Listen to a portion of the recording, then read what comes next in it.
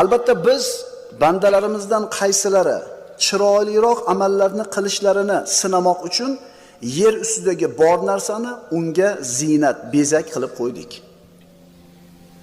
Yer ustida nimaiki bo'lsa bu ziynat yer uchun.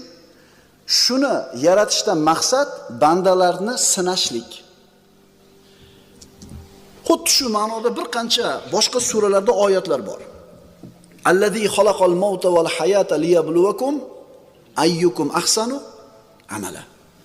Ey insonlar, u Alloh taolo sizlarning qaysilaringiz chiroyliroq amal qilguvchi ekanligingizni imtihon qilish uchun o'lim va hayotni yaratgan zot. Qarang, dunyoda ziynatini, yer yuziga chiroyini, ziynatini yaratdik, chiroyli amal qilishlarni sinash uchun. Alloh taolo o'lim bilan hayotni yaratdi nima uchun? Qaysininglar chiroyli